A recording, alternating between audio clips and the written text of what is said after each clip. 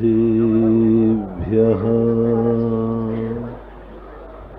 जय श्री ओम नमः सिद्धेभ्यः।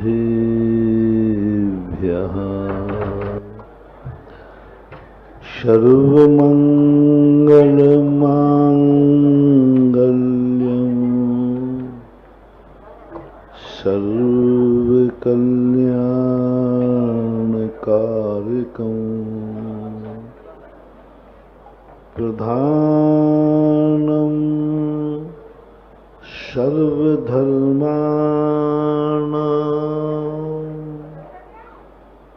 जैनं जयतु शासनं जैनं जयतु शासनं। पंच परमेष्टि भगवान के आचार्य श्री गुरुवर कुंद कुंद महाराज के आचार्य श्री गुरुवर विद्यासागर महाराज के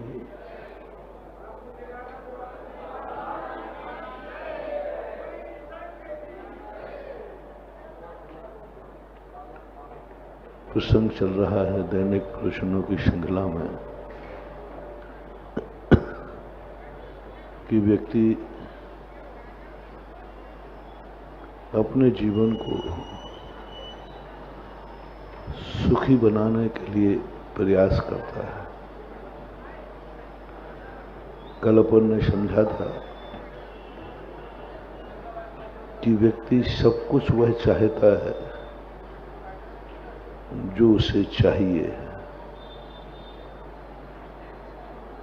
कोई भी व्यक्ति यह विचार करने को तैयार नहीं है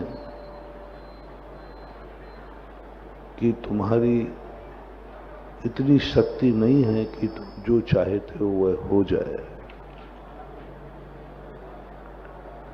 उसके मन में ये विचार नहीं उठ पाता है कि हम जो चाहते हैं वह कैसे मिलता है। वह तो बस मन बना लेता है कि मैं जो चाहता हूं वह मिलना चाहिए। सारी दुनिया का हर कार्य मेरे अनुकूल होना चाहिए, सारी दुनिया मेरे लिए होना चाहिए। यहां तक कि भगवान भी मेरे संबंध में सोचे, भगवान भी अपनी शक्तियों को मेरे लिए समर्पित कर दे। हम मंदिर इसलिए नहीं जाते हैं कि वो भगवान है, मंदिर इसलिए जाते हैं कि भगवान हमें ऐसी जिसे हम अपने मनानुकूल जिंदगी जी सकें। इसलिए भगवान के दरवाजे में अच्छे लोग और बुरे लोग, पुण्यात्मा लोग और पापी लोग सभी जाते हैं। सभी के लिए ये दरवाजा खुला हुआ रहता है। मंदिर में अच्छे लोग ही नहीं जाते, बुरे लोग भी जाते हैं। भगवानों का नाम अच्छे लोग ही नहीं लेते, बुरे लोग भी लेते हैं। भगवानों का नाम साधु लोग ही नहीं लेते, डाकू लोग भी लेते हैं। क्योंकि उसके संबंध में सबकी एक धारणा बनी है कि भगवान एक इतना दयालु है कि उसके सामने जो व्यक्ति जो चीज मांगता है वह मिल जाता है, क्योंकि वो दयालु है। लेकिन व्यक्ति ये नहीं सोच पाता है कि भगवान दयालु होने के साथ साथ ज्ञानवान भी है, विवेकी भी है। और वह इस बात को सोचता है कि मैं जिसको वरदान देने जा रहा हूं, जिसको किमिक्षिक शक्ति प्रदान करना चाहता हूं, क्या इसका वह सदुपयोग कर पाएगा? क्या इस शक्ति का उसका उपयोग हो पाएगा? नहीं हो पाता। तब भगवान की स्थिति में एक ऐसा, भगवान के वरदान में एक ऐसा प्रोटोकॉल होता है जिस प्रोटोकॉल पर भगवान कितना भी वरदान दे दे, लेकिन उसकी एक गुंजाइश छुपी रहती है, जिस गुंजाइश के कारण वो वरदान तो पा जाता है, लेकिन वही वरदान उसके विनाश का कारण बन जाता है। महान आत्माएं जब भी तुम्हारे लिए कोई वरदान दें, उसे बहुत सावधानी से लेना चाहिए। पहली बात तो लेने का परिणाम ही मत करो। महान आत्माओं के इसलिए मत जाओ कि वो तुम्हें शक्ति दे दें, इसलिए जाओ कि वो तुम्हें खुद शक्तिमान बना दें, तुम्हारे अंदर ही ऐसी शक्तियां पैदा कर दें। मैंने एक बार कहा था, माचिस की काड़ी इसलिए नहीं जलाई जाती है कि वह प्रकाश देती है, उजेला करती है। माचिस की काड़ी इसलिए जलाई जाती है कि वो दीप को जला देती है। दीप को जलाने के लिए माचिस की काड़ी है। माचिस की काड़ी के प्रकाश में हमें जिंदगी नहीं जीना है। माचिस की काड़ी कितनी देर जलेगी? एक छोटी देर जलेगी, और ज्यादा देर यदि पकड़े रहे तो वह माचिस की काड़ी का चटका भी लग सकता है। इसलिए 90% लोग माचिस की काड़ी को कोई दीप जलाने के लिए लगाते हैं, और एक बार दीप जल जाता है, दीप अपना है, दीप स्वयं का है। दीप जलने की कोई उम्र नहीं होती। एक दीपक अखंड रूप से जिंदगी भर जलता है। एक दीपक ऐसा भी जल जाए कि यदि सावधानी बरती जाए तो पीढ़ी दर पीढ़ी भी घर में दीपक जल सकता है। एक फिर स्थिति बना ली जाए, पीढ़ी दर पीढ़ी दीपक जल जाएगा। जल रहे हैं कई मंदिरों में 100 150 साल से अखंड ज्योति जल रही है। जलाई होगी 100 साल पहले किसी ने माचिस की काड़ी से, लेकिन दीप जलने के बाद आज वो दीप बन गया और दीप जल रहा है। ऐसा ही हमें इससे शिक्षा लेना है कि जब भी हमें महापुरुष मिले, भगवान मिले, गुरु मिले, उनका उपयोग माचिस की काड़ी के समान करना चाहिए। उनका उपयोग तो करना है, उनसे हमें प्रकाश नहीं चाहिए है। उनकी सन्निधि में हमारे बुझा हुआ दीपक एक बार जला लेना है। एक बार यदि वो दीपक जल गया, फिर हमें जिंदगी क्या, जन्म जन्मांतरों तक भी मुझे किसी भी चीज में कभी भी अंधकार में नहीं जीना पड़ेगा। हमारी वो शक्तियां जाग जाती। तो पहला निर्णय तो अपन ये करें अभी कि हम कोई इच्छाएं लेके भगवान के पास न जाएं। खास तौर से दुख को लेके मत जाएं। भगवान के पास, गुरु के पास, माता पिता के पास, किसी भी गार्जियन के पास रोना बंद करो। अपना दुख का दुखड़ाना सुनाना बंद करो। यदि दुख की बात कभी किसी को सुनाना है तो अपनों को मत सुनाओ, क्योंकि वो तुम्हारे दुख से दुखी हो जाएंगे। और अपनों को दुखी करना ये आत्मीयता नहीं है। अपने व्यक्तियों को हमने दुख दिया, हमने अपने व्यक्तियों को दुखी कर दिया,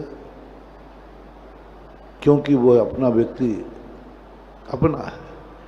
ये लोगों की धारणा है कि अपने व्यक्तियों को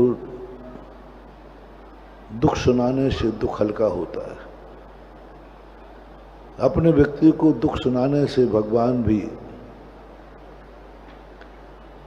भगवान के सामने एक बहुत बड़ी भूल पड़ी हुई है, बहुत बड़ी भूल। अपनों को दुख नहीं सुनाया जाता क्योंकि वो अपने हैं। उनको यदि हम दुख सुनाएंगे तो वो तुम्हें इतना चाहते हैं, इतना चाहते हैं कि वो तुम्हारे दुख से दुखी हो जाएंगे। और अपने बड़े, अपने पूज्य पुरुषों को दुखी करना हमारा नेचर नहीं होना चाहिए, क्योंकि वो अपने हैं, मेरे कारण से कोई दुख ना हो जाए, ये सबसे पहले प्रयास करना चाहिए, ये सबसे पहले सोचना चाहिए। यदि अपना दुख सुनाना ही है किसी को, तो अपने दुश्मन को सुनाओ, क्योंकि वो तुम्हारे दुख सुनकर के बड़ा खुश होगा, बहुत खुश होगा, बहुत खुश होगा। बस तुम्हारा दुख दूर होना शुरू हो जाएगा, क्योंकि तुमने अपने दुख से किसी को खुश किया है। तुम्हारे दुख सुनकर के खुश कौन होता है?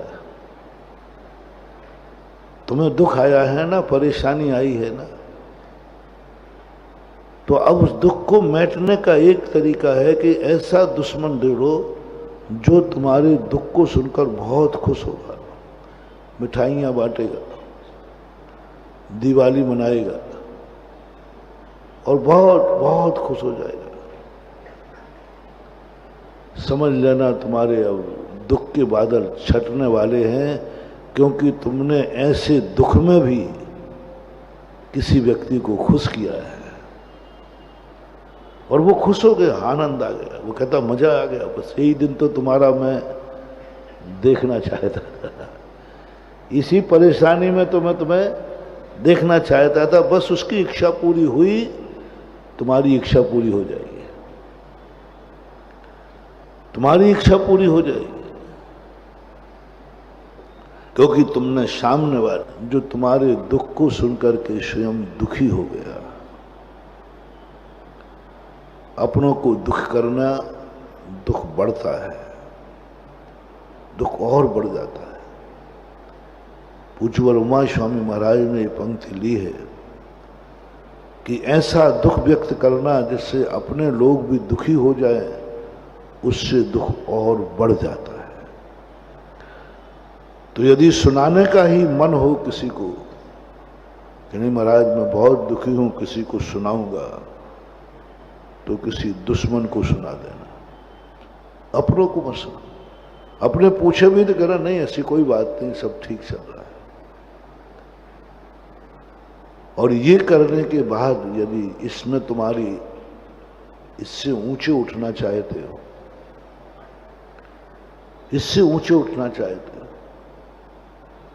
तो बड़ों के पास जब जाओ, भगवान के पास जाओ, दुखी होकर जाना, क्योंकि दुख है तो दुख को क्या करोगे, वो तो उजागर हो गई।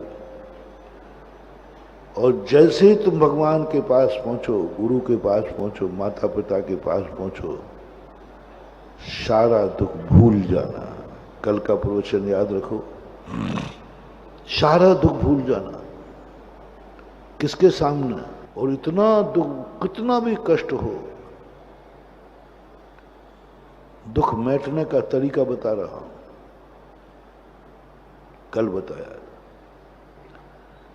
कि कितना भी दुख क्यों ना हो, जैसे ही भगवान के दरवाजे पहुंचो, दुख भूल जाना है। याद ही मत करना कि मैं दुखी हूं, याद ही मत करना। और तुम इतने खुश हो जाओ, इतने खुश हो जाओ तुम इतने भाग्यवान महसूस करो कि मैं कितना भाग्यवान हूं, मैं कितना खुश नसीब हूं, भगवान मेरे सामने है और मैं भगवान के सामने हूं। कुछ नहीं, जो कुछ भी वेदना थी, जो कुछ भी कष्ट थे, वे सब भूल जाना और एकदम ऐसा आनंद आए कि मैं कितना खुश नसीब हूं, मेरी जिंदगी में मैंने कितना पुण्य किया है, मैं कितना भाग्यवान हूं, भगवान मेरे सामने। मैं तो अपने आप को पापी मान रहा था, मैं अपने आप को तो पुण्यहीन मान रहा था, दुर्भागा मान रहा था, लेकिन भगवान का सामना होना बता रहा है कि मैं भाग्यवान नहीं हूं। अन्यथा मुझे भगवान का दर्शन होता ही, भगवान का दर्शन बता रहा है कि मैं भाग्यवान हूं। हो मैं कहां अपने आप को कोस रहा था, कहां अपनी जिंदगी बर्बाद कर रहा था। मैं तो भाग्यवान हूं, क्योंकि भगवान भाग्यवान को मिलते हैं। सब दुख भूल जाओ, बस एक आनंद। गुरु के पास आकर सब कुछ भूल जाओ, एक आनंद। कुछ नहीं, काय का दुर्भाग्य होता तो गुरु का दर्शन ही नहीं मिलता। मैं काय का दुर्भागा हूं, यदि दुर्भागा होता, दुर्भाग्य को गुरु का प्रवचन नहीं मिलता, मैं तो प्रवचन सुन रहा हूं, पुण्यबंध बता रहा हूं। कल की शुरुआत हुई थी इस नवीन पांडाल से। सुख कहां से मिलता है? सुख दिया नहीं जाता, सुख लिया नहीं जाता, सुख तो प्रकट होता है। भगवान भी हमें सुख दे नहीं सकते, देने की उनमें ताकत ही नहीं है, वो देने की वस्तु ही नहीं है, और लिया भी नहीं जाता। मैं तुम्हें सुखी कर दूंगा, इन बातों में मत आना।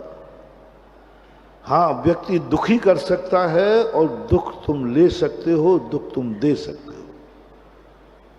दुख तुम दे भी सकते हो, कोई तुम्हें भी दुखी कर सकता है। दुख कभी प्रकट नहीं होता। परिभाषा बनाओ, दुख कभी प्रकट नहीं होता, दुख कोई देता है, दुखी कोई करता है। इससे दुख औदैहिक भाव है, दुख कर्म के अधीन है। दुख तुम्हें कर्म देता है, मान के चलना। जिंदगी में जब कोई तुम्हें दुख आवे, समझ लेना कोई दुख दे रहा है। उसको खोज लो, खोजो, उसको पकड़ो, जैसे बने तैसे पकड़ो। आज दुखी क्यों हूं? क्योंकि दुख कोई देने वाला है। क्योंकि दुख अपने आप में नहीं होता, अपने आप में कभी व्यक्ति दुखी नहीं होता, कोई पर वस्तु से दुखी होता है। आर्त ध्यान जितने हैं वे स्वयं आत्मा से प्रकट नहीं होते। इष्ट वियोग, कोई हमारी इष्ट वस्तु थी, बोले दुखी क्यों हो? बोले मेरी इष्ट वस्तु मेरे हाथ से चली गई, मेरा इष्ट व्यक्ति मरण को प्राप्त हो गया, मेरी इष्ट शक्ति हमारे सामने से निकल गई, आप दुखी हो गए। आप पकड़िए किस कारण से दुखी है।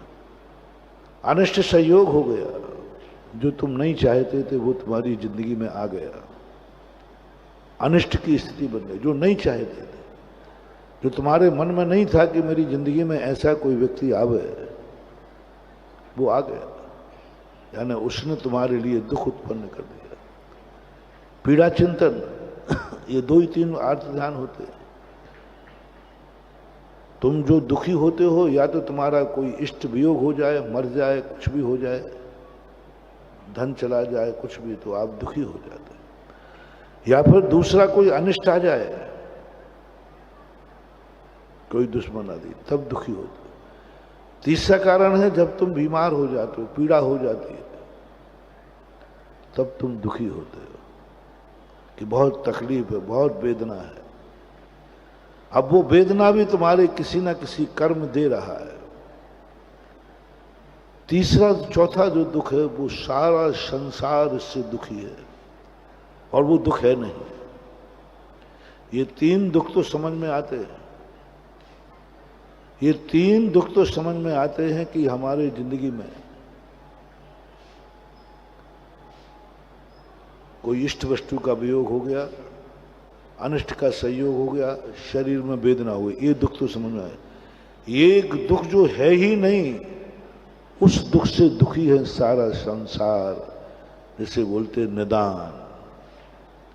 कल की चिंता, कल मेरा क्या होगा, कल मेरा ऐसा होना चाहिए, कल मेरा ऐसा होना चाहिए, ऐसा परिणाम जो कर लेता है वो निदान बंद कर लाता है। कुछ नहीं, कल की बात है। आज का आनंद तो आज सब कुछ है, लेकिन डर बैठा हुआ है कल क्या होगा। आज तुम्हारे पास सब कुछ है, जी रहे हो, कल क्या होगा। कल यदि मर गया तो भाई आज जिंदा है तो जीने का तो आनंद ले ले। आज तू स्वस्थ है, स्वस्थ का आनंद ले ले। आज का दिन जो तेरी जिंदगी में निकल रहा है, इस जिंदगी का आनंद भूल जाता है व्यक्ति निदान में। भविष्य कल क्या होगा, कल मेरी जिंदगी कैसी होगी, आज मैं सुखी हूं, कल भी सुखी रह पाऊंगा या नहीं। आज जो हमारे चेहरे पर मुस्कान है, कल रह पाएगी कि नहीं। आज जो मेरा परिवार हरा भरा है, कल रह पाएगा या नहीं।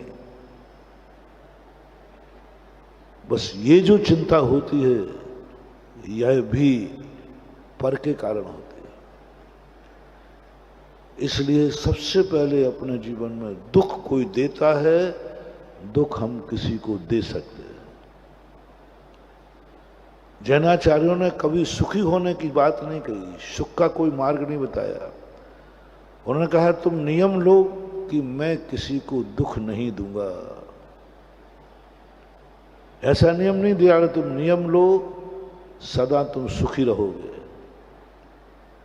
नियम लो तुम दूसरे को भी सुख दोगे। है ही नहीं देने लेने की बात।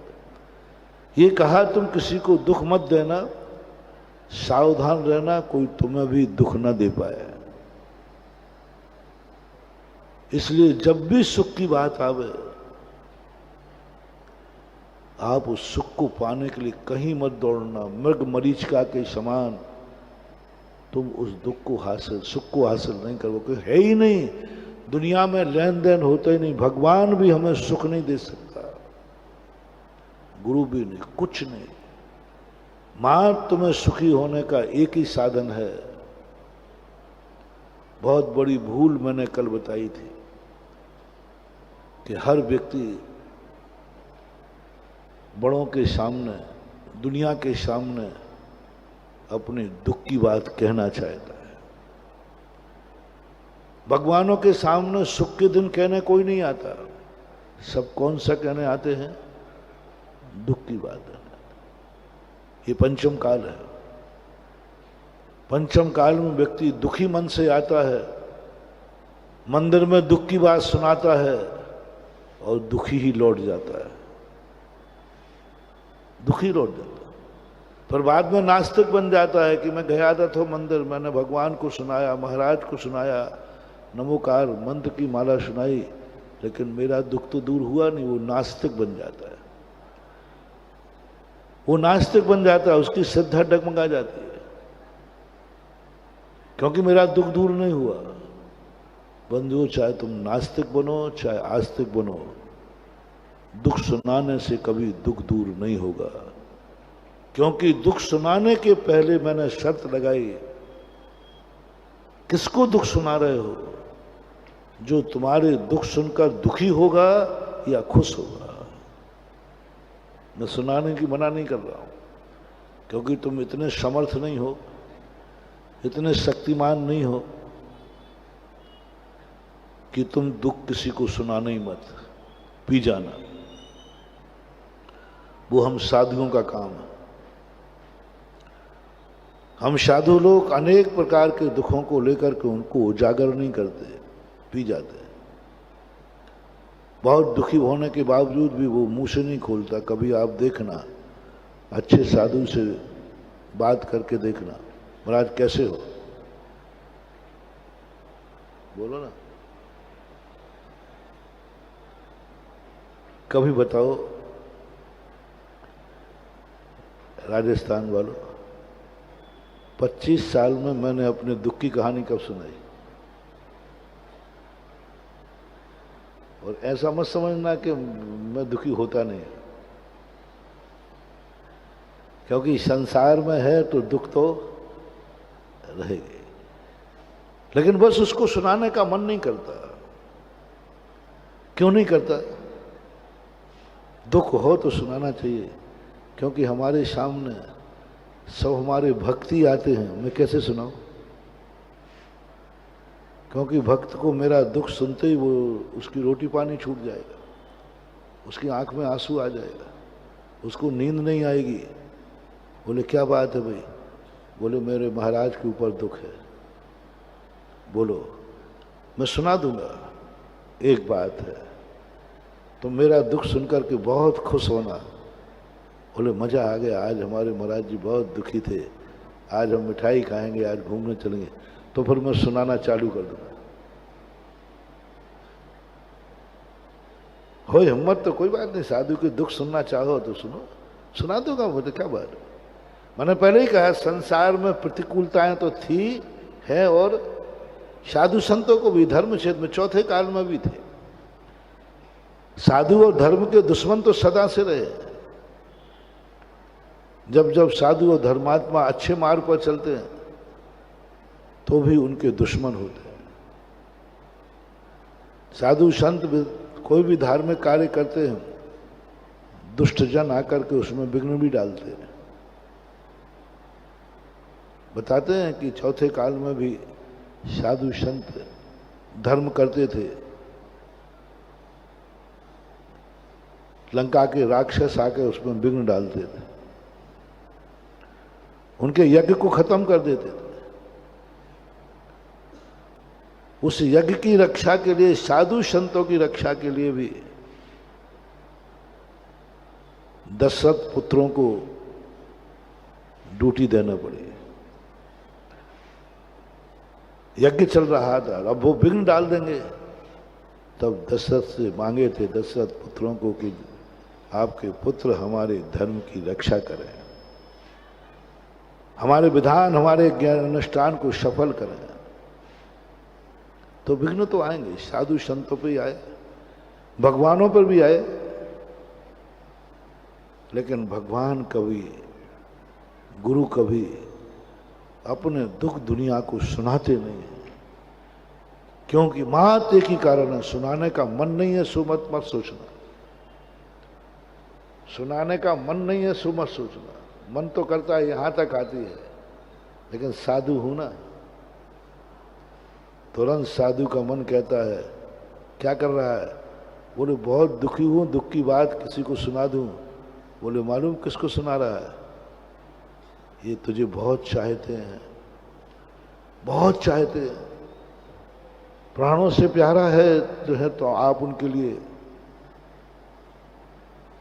तेरा दुख सुन करके इनका सुख गायब हो जाएगा और ये दुखी हो जाएंगे।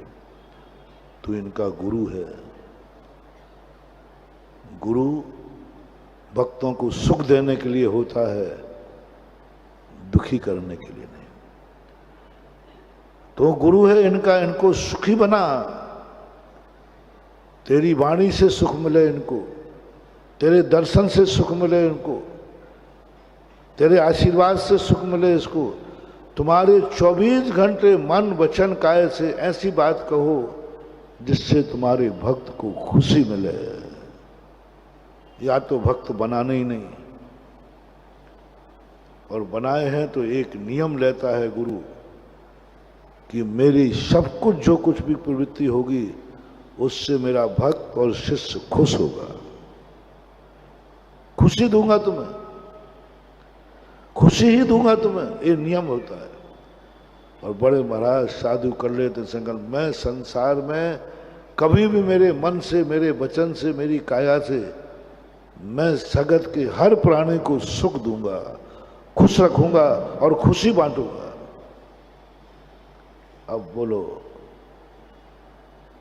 मैं क्या हूं? साधु हूं कि नहीं? बोलते नहीं। तुम्हारा कौन हूं? थोड़ा जोर से बोलो ना। और अब गुरु पुराण में लिखा है, भक्त को मन से, वचन से, काया से, हर प्रवृत्ति से भक्त को सुख मिलना चाहिए। सुख मिलना चाहिए। वो शब्द बोलो जिससे तुम सारे दुख भूल जाओ, सुख तुम्हारी जिंदगी में प्रकट हो जाएगा। महाराज के मन की बात भी ऐसा सोचो मन में कि भक्त को, शिष्य को पता चले कि गुरु महाराज आज अपने मन में यह बात सोच रहे हैं, यह चिंतन चल रहा है, तो तुम्हें बहुत खुशी होना चाहिए।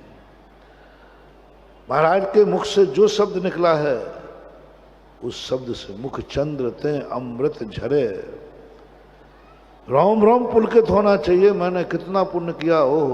एक शब्द भी गुरु के मुख से निकला हुआ सुखी होना चाहिए, सुख बंटना चाहिए, सुखी हो जाए। गुरु हमेशा शिष्य से कोई भी वार्तालाप करता है, उसको एक ही ध्यान रखना है, मेरा शब्द सुनकर के मेरा भक्त या शिष्य खुश होगा कि नहीं, इसको ऐसा आनंद आएगा कि नहीं, वो अपना दुख भूल जाएगा और मेरे वचनों का सुख मान लेगा। वो दुख भूल गया।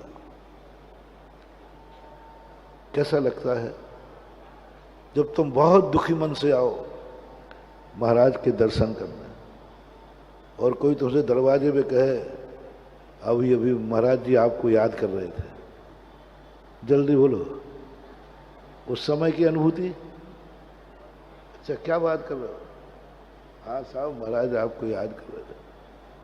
अब उस समय तुम सारा दुख भूल गए और इतनी खुशी से भर गए कि आहा, मैं धन्य हो गया, महाराज मुझे याद कर रहे थे।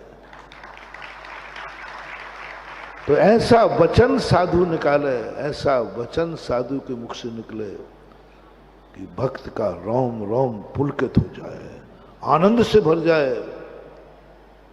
गुरु बनने के पहले गुरु को ये सिखाया गया।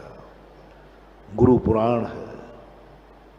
साधु बने रहो, अपने आप में रहो। साधु बनना अलग चीज है, गुरु बनना अलग चीज है। गुरु वही बन सकता है जिसके मन, वचन, काया की हर चेष्टा उसके फॉलोवर, भक्त को आनंद से भर दे। गुरु का काय की चेष्टा उनकी ऐसी होना चाहिए, पूरे शरीर के अंदर वो कहीं भी वो शरीर की हरकत देखें, मुद्रा देखें, साधु को देखकर भक्त को आनंद आना चाहिए, आज मुझे गुरु का दर्शन हो गया। अब कौन सी मुद्रा में भक्त खुश होगा? कौन सी मुद्रा? वरदान हाथ उठे तो भक्त को लगे आज मैं धन्य हो गया, महाराज ने मुझे हाथ उठा दिया। आंख उठे तो धन्य हो जाए कि आज मेरे गुरु ने मुझे देख लिया। कदम बढ़े तो ऐसा लगे कि जो ये धरती थी, मेरे गुरु का कदम जहां पड़ा वो धरती तीर्थ हो गई। साधु को ऐसे ही चलने फिरने की मनाही है, घूमने की मनाही है। साधु जिस धूली पर चलता है, साधु के पैर पड़ते ही वो धूली चंदन बनना चाहिए, दुनिया उसे तीर्थ मान लेती। कल इस बात का संकेत किया था। तीर्थ का रूप धारण करना चाहिए, तभी तुम चलोगे। तुम्हारे चलने से वो माटी चंदन बने, तुम्हारे चलने से वो तीर्थ बने, तुम्हारे बैठने से वो आसन भी पूज्य हो जाए। भक्तों के लिए ऐसा शरीर तुम बनाओ, ऐसे पैरों को तुम अपने पैरों में इतनी ताकत दो, बहुत बड़ी चीज है मानव। साधु बनने में उतनी साधना में कठिनाई नहीं है, साधु बनने में कोई ज्यादा दिक्कत नहीं है। साधना ही मात करना है, तपस्या ही करना है, मात अपने मन को ही मारना है, मात अपनी जिंदगी को ही सुधारना है। साधु बनने में कुछ नहीं है, अपना खुद का करना है। अपने मन पर विजय प्राप्त करो, साधु बन जाओ। अपने इंद्रियों पर विजय प्राप्त करो, साधु बन जाओ। मौन धारण करो, साधु बन जाओ। पलोथी लगा के बैठ जाओ, साधु बन जाओ। बाहुबली बन के बैठ जाओ, साधु बन जाओ। थोड़े कष्ट ही तो सहन करना है, कोई ज्यादा कठिन नहीं है। सबसे ज्यादा कठिन है गुरु बनना, गुरु बनना। आपको मैंने एक बार गुना के अंदर वर्षा योग में एक बात कही थी। आपने यदि दुनिया में जन्म लिया है, जीने के लिए कोई ज्यादा मेहनत नहीं करना, ज्यादा डर नहीं करना। आपसे गलती हो जाएगी तो कोई ज्यादा पाप नहीं हो जाएगा। आप अपनी जिंदगी गलत बना लोगे तो कोई बात नहीं, कोई डरने की जरूरत नहीं। आपकी जिंदगी गलत बन गई, आपकी जिंदगी में गलत शौक आ गया, आपने अपनी जिंदगी बर्बाद कर ली, कोई फर्क नहीं पड़ता। कर ली, हमारी जिंदगी थी। बुरी आदत डाल दी, हमारी जिंदगी थी, हमने डाल दी। हमें शराब पीना थी, पी ली, कोई बात नहीं। गुटखा खाना था, खा लिया। गाली देना था, कर ली। जो कुछ भी दुनिया में तुम्हें करना था, कर लिया। तुम्हारी जिंदगी है, मन में बहुत कुछ ज्यादा खतरा नहीं है। बस सावधानी से सुनना, बहुत बड़ा मोटिवेशन दे रहा हूं, बहुत बड़ा मोटिवेशन है। जिंदगी तुम्हारी है, तुम्हारी जिंदगी में जो कुछ भी तुम्हें करना है करो, तुम्हें कोई ज्यादा पाप नहीं लगेगा। बस एक बात ध्यान रखना, तुम्हारी जिंदगी से जो तुम्हारी बुरी आदत आएगी, तुम्हें शराब पीना पियो, कोई ज्यादा पाप नहीं। तुम्हें जो करना है वो करो। सबसे बड़ा पाप क्या है? तुम्हारी इस हरकत से, तुम्हारी इस बुराई से कोई दूसरा दुखी तो नहीं हो रहा है? सावधान, सावधान। तुम क्या कर रहे हो, मैं तुम्हें छूट दे रहा हूं, मैं तुम्हारी जमानत ले रहा हूं। तुमने अपनी जिंदगी में कोई भी पाप, कोई भी बुराई की है, मैं तुम्हें प्रभु के दरबार में छोटा सा दंड दे के बरी करा दूंगा। अपराध तो होगा, थोड़ी सी पाबंदी कर दूंगा, आइंदा मत करना, जाओ। ओह, समझो महानुभाव, मोटिवेशन। तुमने जिंदगी में कितना भी पाप कर लिया, कितना भी अपराध कर लिया, बस तुम्हें बरी करा दूंगा, तुम्हें सजा नहीं होगी, जेल नहीं होगा। बस एक निर्देश जरूर देगा, क्या क्या किया है? साहब ये किया है, ठीक है, ये फार्म भरो, आइंदा नहीं करेंगे, भविष्य में नहीं करेंगे, इतने में मैं तुम्हें बरी करा दूंगा। बस भविष्य में नहीं करूंगा मैं, मेरे से तो जो हो गया हो गया। ऐसे अपराधियों को सजा दी जाती है। कुछ अपराधी कोर्ट से यही कह के छूट जाते हैं। आपके थानों में भी यही होता है। बहुत सारे अपराधियों को यही कह, आइंदा ध्यान रखना, और उनका नाम लिख लिया जाता है। भविष्य में पाबंद जिसे बोलते हैं, पाबंदी, पाबंद कर दिया जाता है अपराधियों को कि तुम्हारे अपराध ठीक है, हो गया जो हो गया, आगे मत करना। हमारे धर्म शास्त्रों में भी पाबंदी है, हमारे धर्म शास्त्रों में भी ये है कि ऐसा अपराधी आया, बोले मैंने अपराध तो किया है, तो उसके ऊपर एक ही बात पूछेगा मजिस्ट्रेट, क्या तुम्हारे अपराध से कोई दूसरे को नुकसान तो नहीं हुआ, दूसरे व्यक्ति को दुख तो नहीं हुआ? इसका सर्वे करो। पता चला कि इसके जो इसने अपराध किया है उससे किसी को नुकसान नहीं हुआ, इसकी खुद की जिंदगी बर्बाद हुई है, इसका खुद का नुकसान हुआ है। संसार का कोई व्यक्ति इससे दुखी नहीं है। इसके अपराध करने से, इसके शराब पीने से, इसके जुआ के जो कुछ भी इसने पाप किया उससे संसार का किसी व्यक्ति को दुख नहीं हुआ, कोई परेशान नहीं हुआ। इसकी खुद की जिंदगी बर्बाद हो गई है। ऐसे बर्बाद जिंदगी वाले को धर्मशास्त्र कहते हैं, इसको हिदायत देकर बरी कर दो कि आइंदा ऐसा न करे। लेकिन दूसरा, सावधान महानुभाव, आप जो कुछ भी कर रहे हैं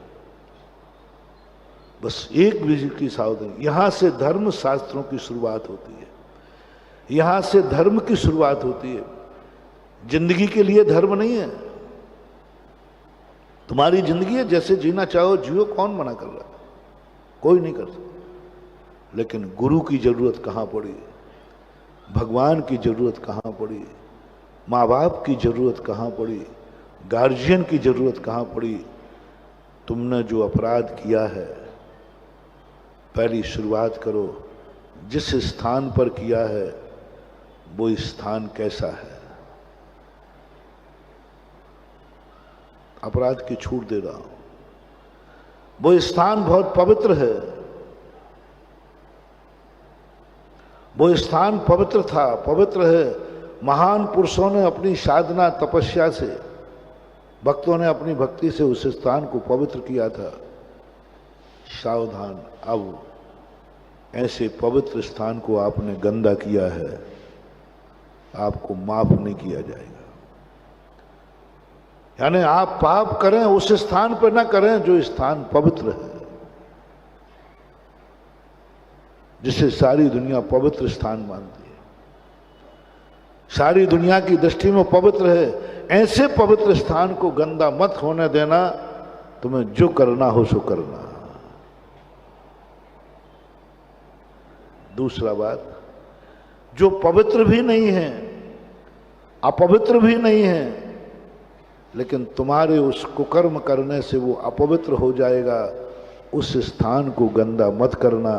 क्योंकि ना भी वो पवित्र है और ना भी अपवित्र है, सामान्य स्थान है। उस स्थान को तुम्हारे ये कार्य करने से वो अपवित्र हो जाएगा। इस धरती मां को तुम अपवित्र मत करना। सोच के विचार करना, क्योंकि वह स्थान पवित्र भी हो सकता है कल, लेकिन तुम इतना अपवित्र कर गए उसको, ये पृथ्वी तुझे अभिशाप देगी, ऐसा अभिशाप देगी, जा तुझे जो भी स्थान मिलेगा वो पापियों के बीच में मिलेगा। भविष्य में तुम्हें अभिशाप दिया धरती माने, इस धरती अभिशाप दे देती है, मैं तुझे अपनी छाती पर मकान बनाने को स्थान दे रही हूं, तू मेरी छाती पर पैर रख के चलता है, तब भी मुझे खुशी होती है। पृथ्वी बहुत खुश होती है जब पृथ्वी पर अपन चलते हैं ना, वरदान देती है। पृथ्वी को लगता है मैं कितनी भाग्यशाली हूं कि इतने लोगों को चलने के लिए मैं जगह दे रहा हूं। जब तुम मकान बनाते हो तब पृथ्वी बहुत खुश होती है, कम से कम कोई के काम तो मैं आ चुकी, मैं तो मिट्टी हूं, मैं तो पददलित हूं, लेकिन आज मेरे ऊपर कोई मकान बना करके कोई परिवार रहेगा, पृथ्वी वरदान देती है। जब तुम किसी पृथ्वी पर मंदिर बनाते हो तो पृथ्वी और वरदान देती है। तुम खेती करते हो, पृथ्वी वरदान देती है, बहुत वरदान देती है। किसान को बहुत वरदान मिलता है, पृथ्वी कहती है मैं तो किसी के पेट की आग नहीं बुझा सकती, लेकिन एक किसान मेरी बीज डालकर उसी खुशहाली का तो परिणाम है कि तुम 1 क्विंटल बोते हो और 50 क्विंटल देती है पृथ्वी। ये पृथ्वी का वरदान, तूने मुझे 1 दाना दिया है, मैं तुझे 50 दाने लौटाऊंगी। क्योंकि मुझे खुशी है कि मैं किसी के काम आ सकी हूँ, मैं किसी के पेट की आग नहीं बुझा सकती हूँ। लेकिन हे किसान, तूने जो बीज दिया है, यह फसल तेरे खेत में जाएगी, ना जाने कितने लोगों की आग बुझेगी।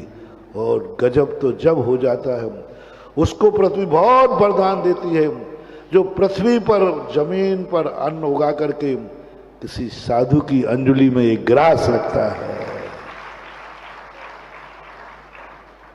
पृथ्वी अलग अलग वरदान देती है, किसान को अलग अलग वरदान देते हैं। पृथ्वी जान जाती है बोते समय यह कौन बो रहा है, कौन बो रहा है। ये तो भक्त बो रहा है, ये तो धर्मात्मा बो रहा है। अरे ये तो वो धर्मात्मा है कि इस खेत में से अनाज जाएगा और एक दिन इस अनाज को स्वयं ही नहीं खाएगा, किसी भूखे को भी खिलाएगा। ये पहले किसी को खिलाएगा तब और ज्यादा वरदान मिलता है। और ये पता चल जाए ये तो श्रावक है, इसका तो नियम है कि भोजन करने के पहले मुनि को भोजन कराता है। उस समय जो पृथ्वी पर वरदान देती उस बोने वाले को कि ओहो ये तो मुझे महाराज की अंजलि तक भेज देगा और महाराज ग्रहण करेंगे। अब 24 घंटे जो तपस्या होगी वह तपस्या मेरे अन्न से होगी। उस समय पृथ्वी पूरा अपना वरदान का हिस्सा खोल देती, मांग ले जो मांगना है, क्योंकि तूने कहां पहुंचा दिया। पृथ्वी का अभिशाप मत लेना, वरदान लेना। और पृथ्वी उस समय तुम्हें अभिशाप देती है, कफन को भी जगह नहीं मिलेगी, रहने को जगह नहीं मिलेगी। ये कौन है जो संसार में रह रहे हैं, ना उनका मकान है, ना कुछ भी नहीं, फुटपाथ पे पड़े हैं। कौन से बदकिस्मती हैं जिनके लिए एक गज भी जगह नहीं है, एक फीट भी जगह नहीं है। किसने अभिशाप दिया? इस धरती ने, इस धरती ने, क्योंकि तूने उस धरती पर पाप किया था। इस धरती को इतना अपावन बना दिया, इतना अपावन बना दिया कि अच्छे लोग उस धरती पर जाना भी नहीं चाहते। एक बार व्यक्ति जिस स्थान पर पाप करता है वो वर्गणाएं हजारों साल तक उस स्थान को पापी बना देते हैं, हजारों साल, हजारों सालों के लिए, एक दिन के लिए नहीं। आजकल वैज्ञानिक ऐसा आविष्कार कर रहा है, चोर चोरी करके चला जाता है लेकिन वो चोरी की छवि कैमरे से पकड़ में आ जाती है, कौन आया था, किस आकार का था, कोई ना कोई चिन्ह आ जाते। हमारे शास्त्रों में यही कहा गया कि जब तुम कोई पाप करो तो कहीं ऐसा तो नहीं है कि हजारों साल के लिए यह पृथ्वी बर्बाद हो जाए। हजारों साल। कई बार हम लोग विहार करते करते कहीं धर्मशालाओं में रुकते हैं, देखते ही मन आकुल व्याकुल होता है, अच्छा नहीं होता। आज मन क्यों अच्छा नहीं हो रहा है? अच्छा मन बनाने के लिए बहुत साधना करना पड़ती है, जाप करना पड़ता है। पता चला आज मन अच्छा क्यों नहीं रहा। पता चला कि कल यहां किसी सेठ की बारात रुकी थी, उसमें शराब की बोतलें खुली थी, बारात चली गई, स्थान को साफ कर लिया गया, लेकिन वर्गणाएं अभी भी मौजूद हैं जो साधु को कैच कर लेता है और तुरंत पता चलता है। तुरंत मैं पूछता हूं भाई यहां कुछ गलत काम हुआ था क्या? बोले साहब हुआ था। महानुभाव, मैं तुम्हें पाप करने से नहीं रोक रहा हूं, बस मेरा एक बहुत करुणा दया करके कह रहा हूं, सारे जगत से कह रहा हूं, जो सारे विश्व के अंदर अभी लाइव में बैठे बैठे सुन रहे होंगे, उन सब से कह रहा हूं। और जिनसे कह रहा हूं वो अपनी दुनिया को बता दें, अपने रिश्तेदारों को बता दें कि तुम्हें जो पाप करना है करो, बस इस धरती का अभिशाप मत लेना, ये धरती का अभिशाप मत लेना। ये धरती अभिशाप देगी उस समय जब तुम धरती पर बैठ करके कोई पाप करोगे, क्योंकि वो स्थान हजारों साल के लिए। हमारे शास्त्रों में एक इसका उदाहरण आता है कि श्रवण कुमार जब अपने माता पिता को, बहुत भक्त थे, माता पिता अंधे थे, उन्होंने अंतिम इच्छा व्यक्त की, बेटा मुझे तीर्थ यात्रा करा दो। तीर्थ यात्रा कराने के लिए चल पड़ा। बेटा भक्त था, कबाड़ी में लेकर के। आप सबको कहानी मालूम है, कहानी तुम्हें मालूम है, वहां का मोटिवेशन तुम लेना उस कहानी से। जैसे श्रवण कुमार एक स्थान पर सरयू नदी के किनारे विश्राम करने को उतरता है, उसी समय उसके परिणाम बिगड़ जाते हैं और माता पिता को बहुत बुरा बोलता है, तुमने जिंदगी भर मुझे सुख नहीं दिया, जब अंधे थे तो मुझे जन्म क्यों दिया, जिंदगी भर तुम्हारी, बहुत बुरा बोला, मैं नहीं बोल पाऊंगा। श्रवण कुमार के पिताजी कहते, बात क्या, आज मेरा बेटा, आज मेरे बेटे के ऐसे परिणाम कैसे हो गए, ये तो बेटा कभी अपने अभाग्य मानता था। पिताजी, नहीं मेरा बेटा ऐसा नहीं हो सकता। मां ने कहा, नहीं मेरा बेटा ऐसा नहीं हो सकता। कोई कहीं इसको ऊपरी बाधा तो नहीं हो गई। पिताजी ने कहा, चेक करता हूं, चेक करता हूं बेटे का आज इससे क्षण में परिणाम कैसे बिगड़ गया, क्यों बुरा परिणाम हो गया, मेरा बेटा तो ऐसा नहीं हो सकता। पता किया, बेटा बस सही बात तू कह रहा, सही बात तू कह रहा, मैंने जिंदगी में तुझे दुख नहीं दिया, सुख नहीं दिया, मैं तो अंधा था। बस इतना सा बता दे, अपन यहां कहां बैठे हैं, कहां बैठे हैं? तो उसने झंडा, वहां बैठे, ये स्थान है। सब नाम बता दिया, पता। पिताजी समझ गए बेटे की गलती नहीं है। जिस स्थान पर कबाड़ी रखी है, इस स्थान पर हजारों साल पहले किसी बेटे ने मां की हत्या की थी। बेटे ने मां की हत्या की थी। वो बरगणाएं आज भी यहां विद्यमान है, हजारों साल पहले की बात थी।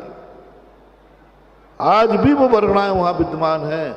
उन बरगणाओं के कारण मेरे बेटे के परिणाम बिगड़े। पिताजी समझ गए, बोले बेटा इतना कष्ट उठाया है तो ये बीच में सरयू नदी है, बस मुझे नदी के उस पार छोड़ दे, बस तू चला जाना और मेरा कोई विकल्प नहीं, उसके बाद मैं अपनी समाधि ले लूंगा, बस नदी के उस पार छोड़ दे। तो हाँ ठीक है, फिर आगे मत बोलना। उठाई कबाड़ी, कबाड़ी उठा करके बीच नदी में ही पहुंचता है और श्रवण कुमार रोने लग जाता है। पिताजी मैंने आपको ऐसा कहा, मैंने आपको ऐसा कहा। ओहो, इतना रोने लगा। पिताजी मैं अब मरूंगा, मैं अब जिंदा नहीं रहूंगा, मैंने आपको ऐसा कहा। पिताजी कहते नदी उस पार तो चल। नदी उस पार जाकर के पिता ने सुनाया, बेटा तेरी कोई गलती नहीं, जिस स्थान पर तूने कबाड़ी को रखा था वो स्थान अपवित्र था, किसी एक बेटे ने मां के लिए इस प्रकार दुर्दशा की थी, बेबरगणाओं ने तेरे परिणाम बिगाड़ दिए, वो स्थान हट गया, तू तो मेरा राजा बेटा दीपक है। आचार्य महाराज ने उस साधु की बात पर विश्वास किया। जिस साधु के पास इतना विवेक हो कि हमें धर्म की वस्तु पर, धर्मात्मा के ऊपर बुरी नियत नहीं डालना चाहिए, वो जो कहेगा वो विश्वास है। विश्वास करके चतुर्मास हुआ। पूरे 4 महीने में कुछ भी एक व्यक्ति की चैन भी नहीं घूमी। चारों तरफ पुलिस लगी रही लेकिन कुछ नहीं बोले। उनको पुलिस वालों ने कह दिया कि यहां तुम्हें लगने की जरूरत नहीं है। उस समय डाकू ने कह दिया ये हमारे जगत गुरु का स्थान है, यहां कोई डाका नहीं डालेगा। आदर्श देखो क्या है।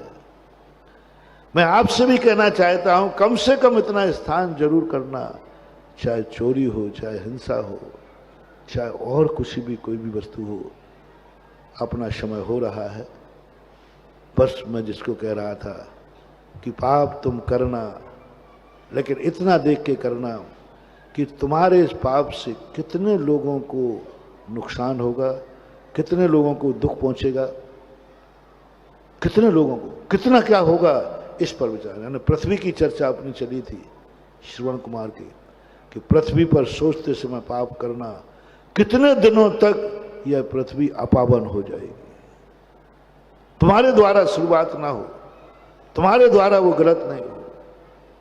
ऐसा ही अन्य चीजों के संबंध में सोचना, अन्य पापों के संबंध में विचार करना। और ये जो हमारे यहाँ मंदिर बनते हैं, घरों में भी पूजा होती पूज्य स्थान की, क्यों? कुछ तो सोचो।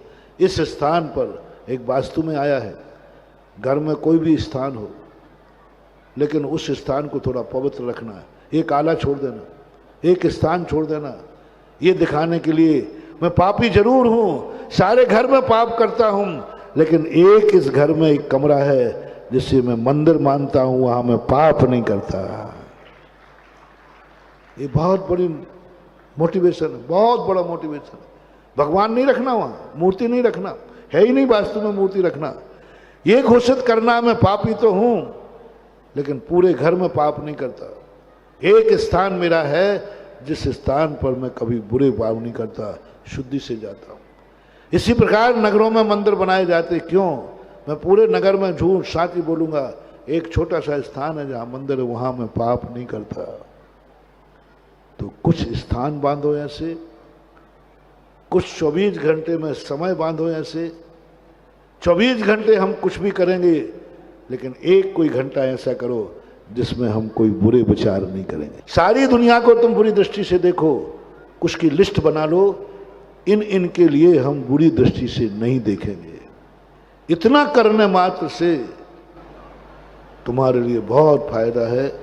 आपका समय हो गया, इतने कह के विराम करता हूं। महावीर भगवान की